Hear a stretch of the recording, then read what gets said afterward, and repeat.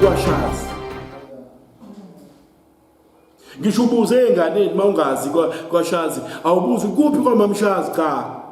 Kuphi kwabani? Kuphi kwashazi. Futhi mawungena endlini uqala uaddress ubaba cha. Kuze kusho yena hayi nangu umama ukhona. Yabo, sewuqale wam-address ubaba wabona ukuthi okay, this man is also about me, not only about my wife. Ningayikhohlwa bafowethu lento enginifundisa yona. Bese kuzothi emalethini ngoba amaleti are easy going awafani namadoda. Indoda lithi inkilele la emaplangweni or ithatha isibhaminqo khoza awakhuluma amadoda. And don't be wrong. Kufuna sifunde ukucommunicate. Kodwa emalethini kulula ukucommunicate. Yabo, ungathatha amaleti sinane ebandleni. Khona amadoda osathane bokuqala bokugcina. Awayazi wona leyo nto. Futhi nawe ukakazi interviewe. Was it because of umkakhe or umngani? What? Guard your heart. Protect your. Ngoba maybe lokho okuzwayo okwaziyo okutshelwayo, just maybe, even if it's the truth, but it may not be the whole truth. Ukhona amen lapho ngizowucela ngilinde ngibona ukuthi uyaphuma yini amen. Senosindela lama mask enwafaki. Right. First Peter teaches believers how they can endure suffering. Endure. Qinisele zinhluphe. Qinisela ebunzimeni. Hallelujah. 3. 2 Peter warns against the infiltration of false teachers. Bala, and how to identify them. False teachers.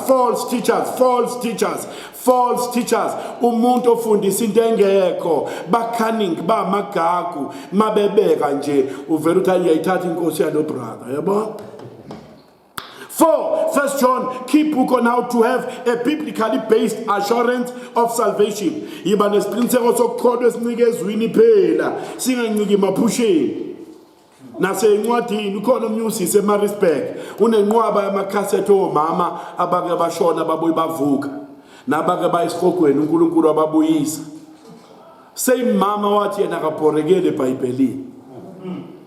Mexoxa ubuzwa kade kuphi bebevakashela umama othile eDandi, bebengumama othile badlula komunye eMnambithi, labo mama banobufakazi obufanayo. Nanka amatheyiphi babuzondo okulalela, yabona nje. Makithi lo muntu ngiyamnyakazisa ngendaba yembhalo uthola yakagcilile eBhayibhelini. Unamatheyiphi awasitokhayo. Bufakazi. Khona omunye kade esemkhathini baba, uNkulunkulu yamangalisa. Khona mama wasempangeni okwahluthwa emkhathini. Wabuya nazi itori. Makithi ngiyamfuna lo muntu kwimibhalo lo ogcwele amakhasethe abantu ayikho imibhalo dololo. One day ngabuya ngaqeqela uzodwa endlini wathi akabhorekeli eBhayibhelini. Ngathi ngenhliziyo kade ngabothi kunenkinga la. Okay, 6. 3 John, short work on Christian women, abesifazane abakholwayo bazalwane bami. Hallelujah. Work on Christian women. Laphana bazalwane bami ebandleni, mhlambe nizoqaphela bazalwane bami. I stress i-order kaNkulunkulu bazalwane. Angazi nifila kanjani ngaleyo. Kodwa iBhayibheli, even when it comes to our families bazalwane, I stress i-order kaNkulunkulu ukuthi it's God, it's Christ, it's the man, it's a woman, umama, it's children. Amen bathandekayo. Simunye bazalwane bami kuKristu, kodwa uNkulunkulu kune-order ne-hierarchy ayibekile. Abazalwane ebandleni into engeke ngishumayele bafowethu. Kubalulekile masisodwa kanje sibangulana meva futhi sibe kuqonda kunye. Ngiyastress mina bazalwane indaba ye-respect. Ubaba akamhloniphe umama, nomama akamhloniphe inyona ubaba, nokuthi a man is the head of the family. A man is the head of the family. Bazalwane bami, i-respect ibalulekile emakhaya bazalwane. Ngiyayihlangana nodlungwana, udlungwana keze ebandleni lethu, yabo umbone ngezinye insuku uthi engathi ifuna ukuba mnandi ke lensizwe osibani kaSifisi, yabo. Uthi angijabulele umfundisi wami lo, yabona umfundisi womngami lo nezingane zami ngongcwatsho wena nondaba, yabo abe excited. He does not come to our church Kodwa once uDlungwana waba excited for me elokishini ehamba nabangani bakhe ngibuya ngize kumem uningi ngithi mem there is something good oyenzayo efamily qinisa lapho ke yebo kubalulekile bafowethu mangabe sabaholi ebandleni ukuthi noma baba bengekho ebandleni yabo asibakhuthaze omama to respect and love their husbands, to respect and love. Ngomunye unyaka kanye ngathi kuzodwa sengiyafisa ukuze ecampini yomama nanyaka ziseka ngiyakhumbula lo nyaka ngibuyelwa na isithombe somama umntaka washintsha ngisho ebusweni umama umntaka ngathi ngicela ukuba khona ecampini yomama ngicela ukuba khona futhi ngibe ingxenye yama guest speakers ngake ngathi kuzodwa ngomunye unyaka zodwa noma ubamemo omama yabo eza amabhizinisi ini ngicela kubiza omama bazoke bafundise omama to respect their husbands. Nami ngapha ngizobiza obaba abazofundisa obaba to love their wives. Ngoba akuzosiza ukujaha imali, akuzosiza ukujaha amabhizinisi when our marriages are falling apart. Akuzosiza lokho. Akuzosiza ukujaha imali when in our homes ubaba is getting disrespected naphambi kwengane. That's not the gospel, bazalwane. And that is not the gospel that I teach at Rock of Ages. Ivangeli lokunqakusana omunye alibeke nomunye alibeke ayayayay walithola kwenye indawo lelo vangeli hayi la eRock anginalo futhi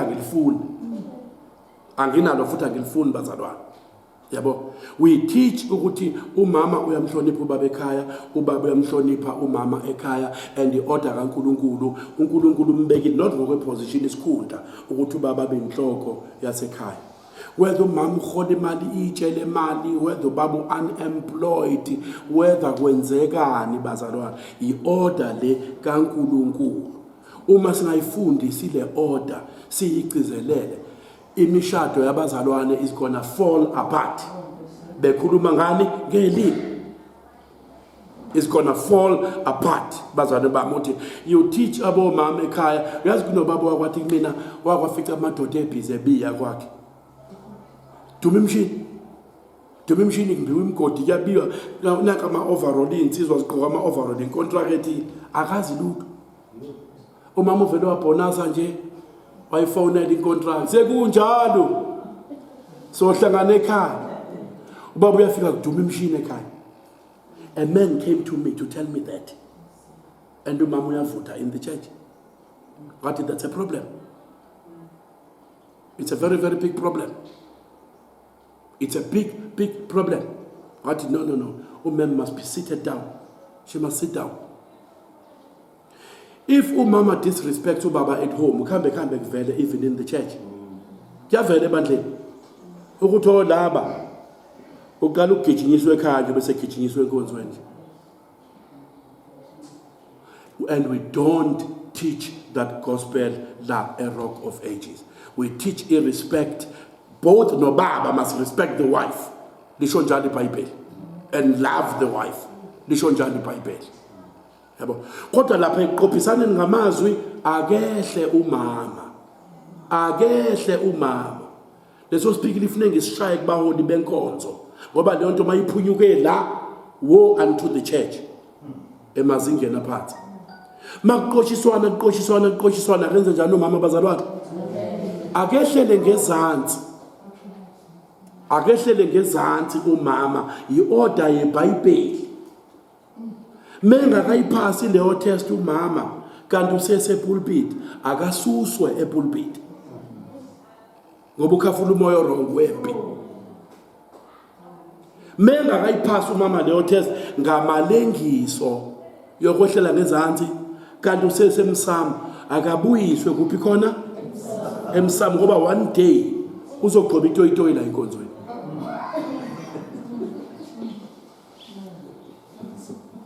Hambani ke manje niyofundisa nabanye lento engiyikhuluma kunini futhi nibe happy ngayo, inganikhubi ndawo, ibe mnandi nje.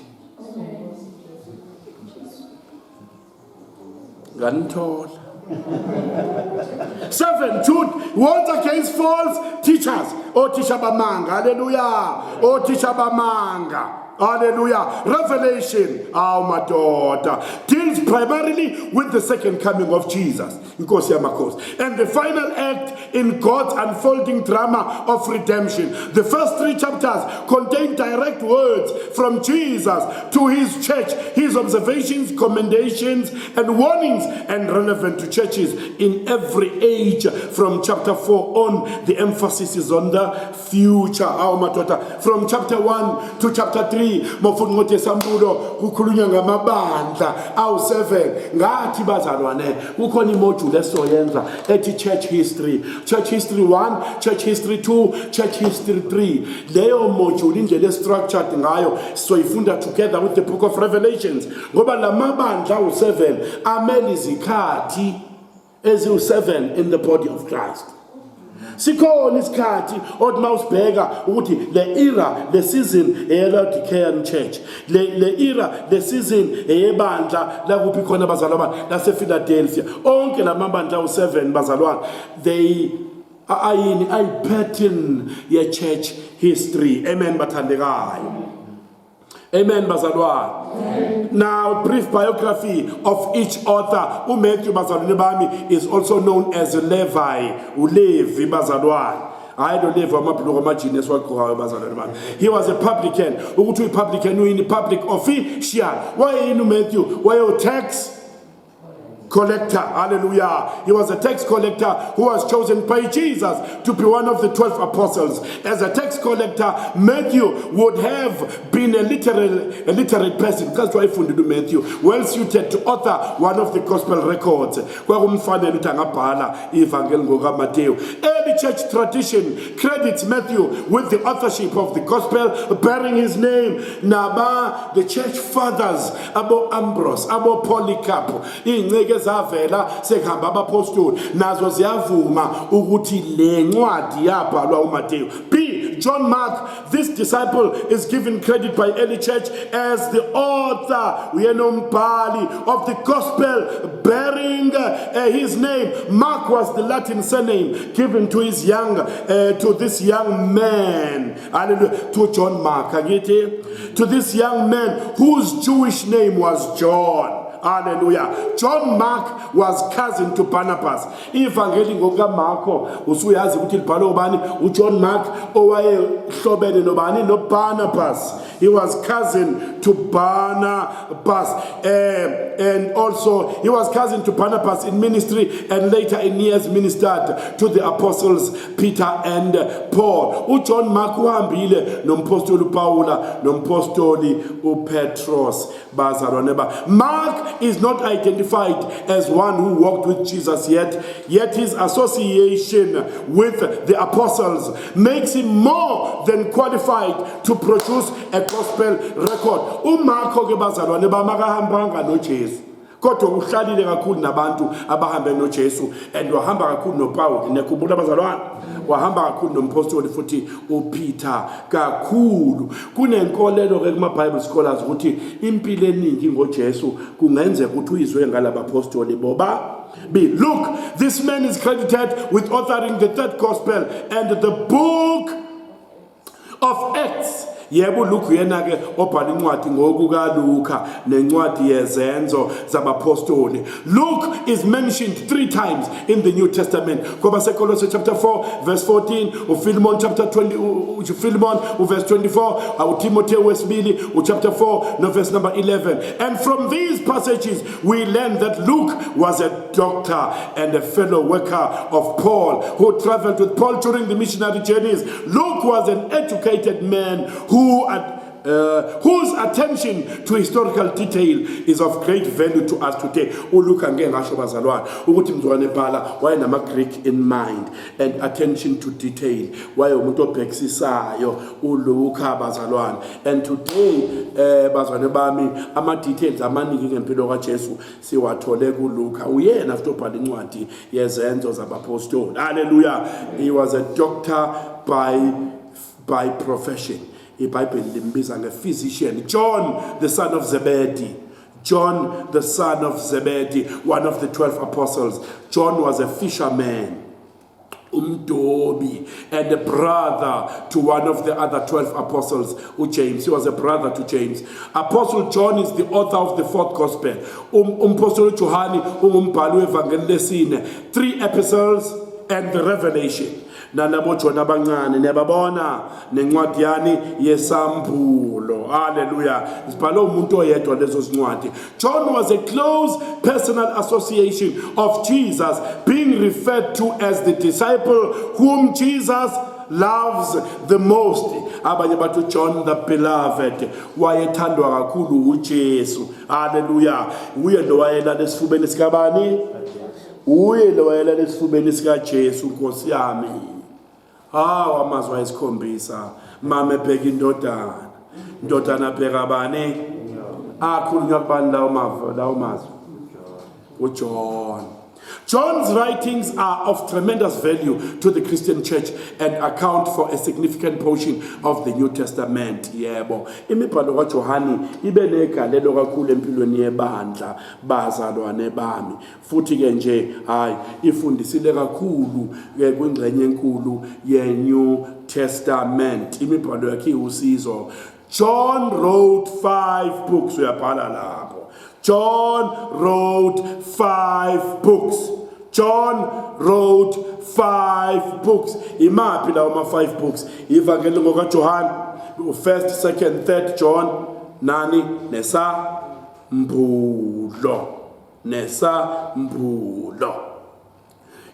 Simon Peter. Peter was one of the most prominent of the 12 apostles. Our madota. Niyakhumbula ama personality traits? Senawakhohlwa, or sanguine, or choleric, or melancholy. Sathi uPeter ungena kiphi category? Uyini bazalwane? Uyisanguine. Around kuno teacher ba literature la. Kuno teacher ba languages, no teacher ba literature. Ngokwe literature lapha manihluza. Umlingiso njani? Uyi round character. Yebo, umlingiso indingiliza, yabonga baba Madonsela. Umlingiso indingiliza. Umlingiso othi mawumbheka umbone yena wonke, is not a flat character but a round character. Isengwi. But uPeter mengena endlini wayengena mouth first. Like a melancholy. Wawungabuza ukuthi uPeter usekhona. Yeah. Ujesu khona bazongiphika lapha. Hayi bangakuphika bonke Nkosi. Hayi mina. uJesu uthatha isijuba geza inyawo. Uthi uPeter Nkosi ngeke. Mina ngicela ungiguqu ngomzimba wakho. Ukuze ngihlambuluke. Babona isithunzi phezulu kwamanzi. Makuwena Nkosi. Shona ukuthi angize. A round character. Amen bathandekayo. Right. Yebo zonke. Before we move on, the 5 books of John. 1st, 2nd, 3rd John, Revelation, and the 5th one? Evangeli ngokaJohn. Or the big John? The big one, yeah. The big one. Okay, Simon Peter. Peter was one of the most prominent of the 12 apostles. He was also a fisherman and a brother to another of the 12 whose name was Andrew. Namkubulu Peter no Andrea. Andrea yonabona uJesu wazothi mfowethu simfumene uMesiya. Wozombona. Bazalwane. That was the last time sizwa ngoAndrea eBhayibhelini. Kodwa buka nje umuntu amletha kuJesu Peter. uNkulunkulu ahamba naye lide kanjani ibanga. Amen.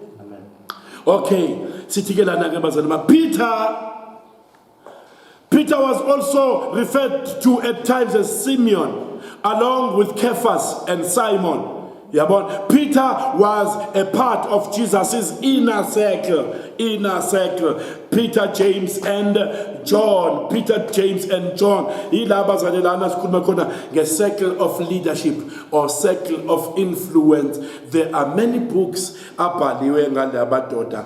circles of leadership, circles of influence. Ukuthi bazalwane kubalulekile ukuthi mangabe la ebufundisini kunama elders la ebandleni ngeke ngayisho leyo nto la izona. The first line of defense in a local church are the elders. Ama-elders must protect umfundisi. Ibalulekile leyo nto. Ama-elders must protect umfundisi. Uma ama-elders kuyiwona axoxa namarhamente about umfundisi, i-problem leyo. Uma abazalwane abakwi-leadership kunezinto abazikhuluma nabazalwane abaphansi laphaya about ama-leaders, i-sign of trouble. Sign of it. Ngiya-understand uma ngabe umfundisi eganga, futhi meganga iyakuyena uyomtshela, iyakuyena uyomkhuza, iyakuyena uyomcorrect. Ungahambi uxoxa, ungaxoxi kumarhamente, iyakuyena. Amen, bathandekayo. Ayinceko, gadala, la wenzi kahle, la wenzi kahle. Khona ngicela ukusho ngiselapha abazalwane. Ama-leaders kufuneka abe yi-team strong, because abazalwane banganiqhatha. Banganihlakaza baniqede abazalwane, banganiqhatha abazalwane. Mana ama-leaders. Obuza kuDavid. Njengoba kade kushunyayelwa ngekhanda likaGoliath namhlanje ekuseni. Makuthiwa walithatha wayana leJerusalem. Khona esinye istory lapho. Kwaphuma omama nezingane. Nomphakathi kwakhikizwa. Njengoba ungena la kwaDayi nje nanku umgwaqo. Maniphuma ukuyolwa neClydesdale, nina neUdayi, nitheni buya kuphuma omama la. Nezaguga zala ziyonihlangabeza. Yabona? Kwenze kanjalo eJerusalem. Bebuya uDavid bebuya empini. And eliphethe ikhanda likaGoliath. Nanti ke iphuzu engizama ukulisho. Ibandla lacishe labaqhatha. Buka lalela into eshiwo mama mabekhikiza la emkhakhweni. Bathi uSawula ubulala izinkulungwane zakhe. Kodwa uDavid ubulala amashumi ezinkulungwane zakhe. Yaqala inkingi. Bancoma uDavid. Ngaphezulu kabani? Ngaphezulu kaSawula. Thank God ukuthi uDavid akayivumelanga leyo nto ingene ekhanda lakhe. Akayivumelanga uDavid leyo nto ukuthi ingene ekhanda lakhe. Bazalwane babo. Yabona?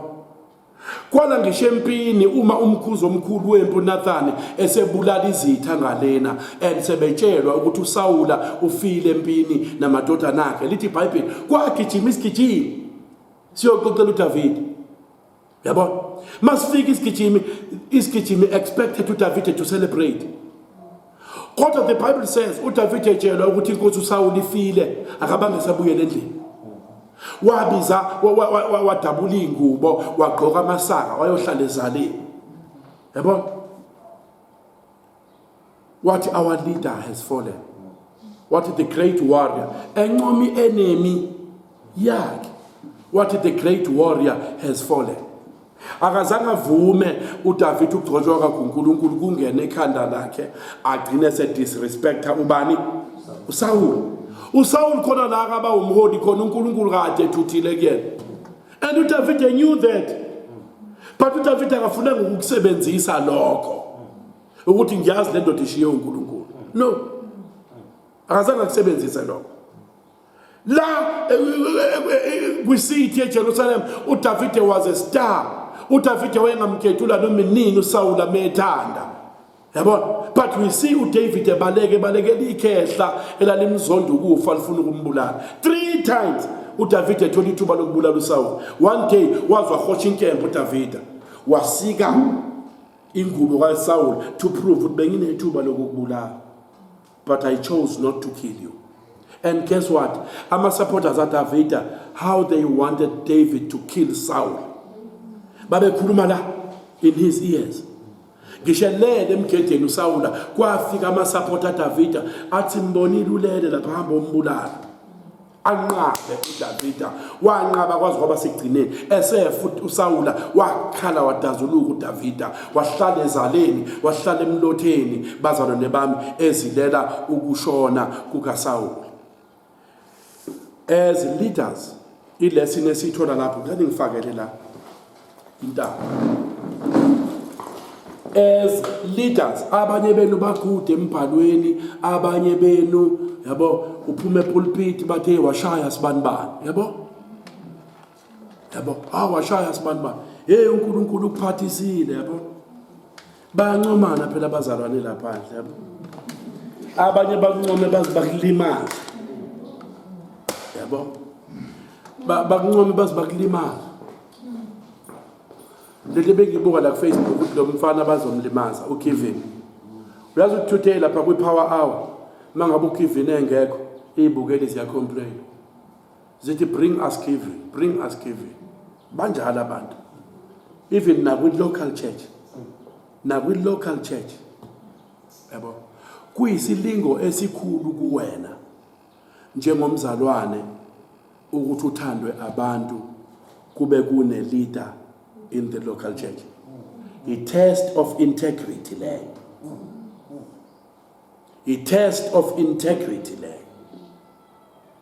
Ukuthi kusukuma abantu bafakaze bame phambili bathi kodwa Nkosi yami mhlawumbe ubaba umbongo ukhona ngalinganisa ngobanje bathi Nkosi yami kwafika ubaba uManci wafika kwami ngiqakekile akenzanga into eningi wakhulumiswa baba ngithi angibonge izwo walikhuluma lapho izinto baba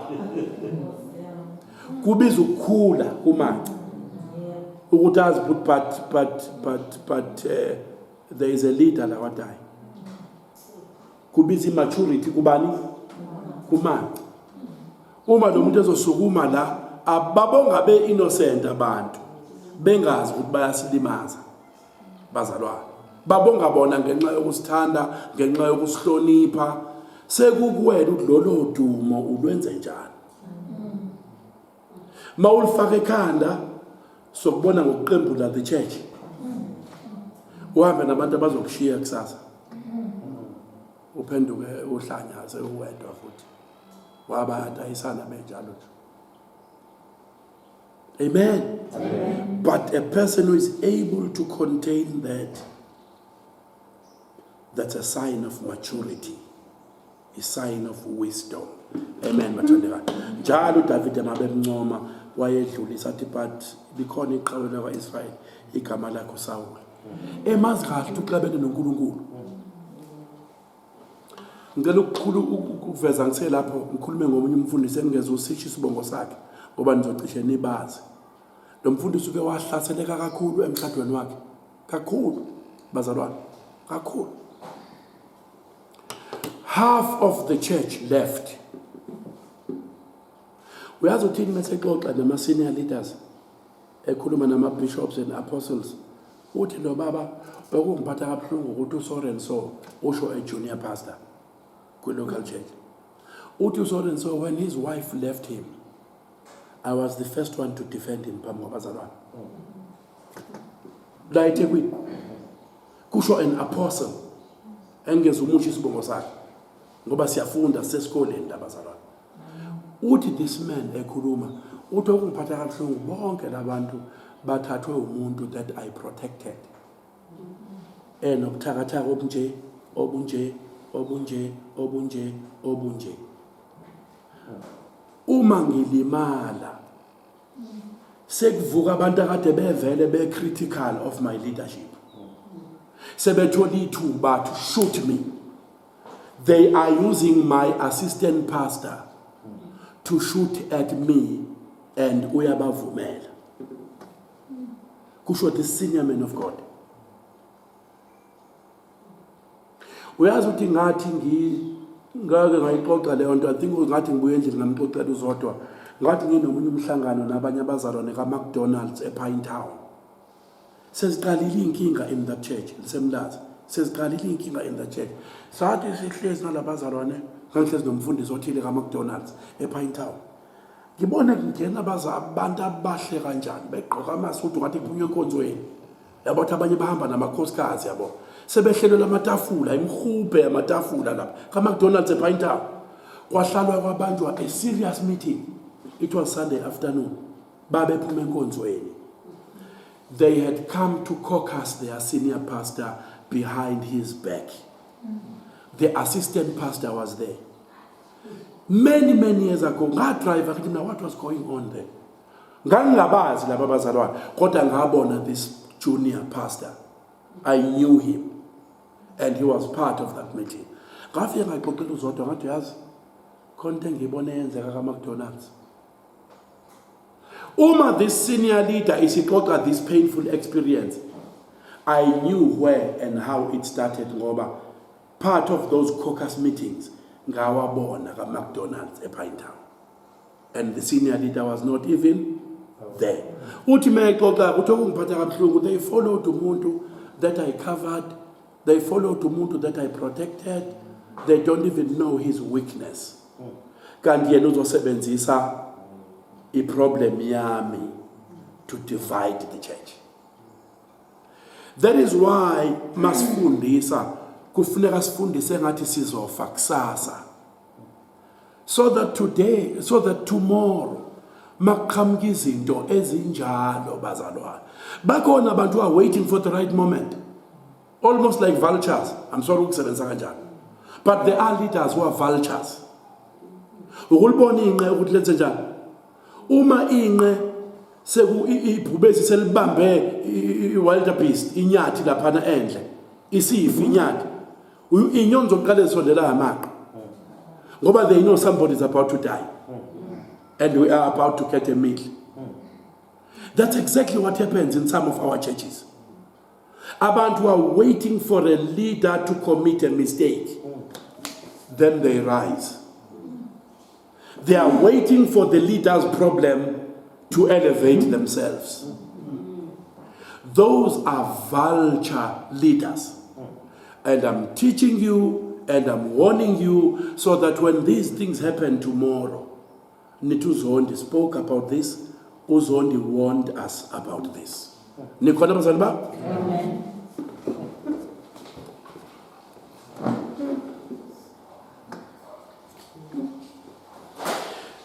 Paul, Apostle Paul, although not one of the original 12 apostles, was chosen by Jesus to be an apostle and to go out to bring the gospel to the non-Jewish people of his day. Our daughter, no much sengahlanga nothi, no mu Paul engahlanga no Jesu madoda, kodwa waya waboniswa izulu lesithathu niyakubona wathathwa. Paul was a Jew of respectable heritage and a ranking member of the strict Jewish sect of the Pharisees. Paul was also a Roman citizen by birth, which he used to his advantage in times of persecution. His name before his conversion was Saul, and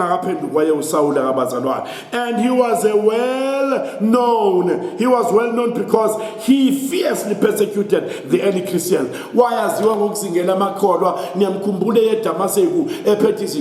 Passports and authority meaning abazalwana. Hallelujah. Wayedumile edumela ukuba isiqhwangu esasibopha sishaya amakholwa. After his miraculous conversion, Paul went on to live one of the most fruitful lives of service for the kingdom of God. Esephendukileke waphila impilo yaba usizo negalelo elikhulu emsebenzini kaNkulunkulu. James, the author of the epistle of James, this man was also a half brother of Jesus. Half brother of Jesus. Umfobo kaJesu lo bazalwane uJames. Galatians chapter 1 verse 19. James was not one of the 12 apostles, but was clearly a leader in the early church in Jerusalem. James uyena lo mawufunda incwadi yezenzo chapter 14 and chapter 15 emhlanganweni nikhona bazalwane uyena oqhamuka sebexoxile badebate iBhayibheli kwaba khona ukuphikisana okukhulu phakathi kwamalunga nabapostoli kuba kwindaba yevangeli liya kwabezizwe lithi iBhayibheli uJames sebekhulume bonke. uJames was a local pastor. Submission bazalwane. James was not an apostle, was a local pastor. Kulo mhlangano khona uPaula, khona uPeter, khona ingwayingwayila enkulu, khona Apollo, khona wonke amadoda kaNkulunkulu ahlonishwayo. Makubanjwa umhlangano bayakhuluma bonke bayaphikisana, ekugcineni uyasukuma uJames. Uye lo ukuthi bazalwane akubhalwe phansi izinto ekufuneka bezizwe bazigade. Uqala athi masingathiwe sabezizwe ijoka elahlulo babamkhulu bethu, elahlulo khokho bethu.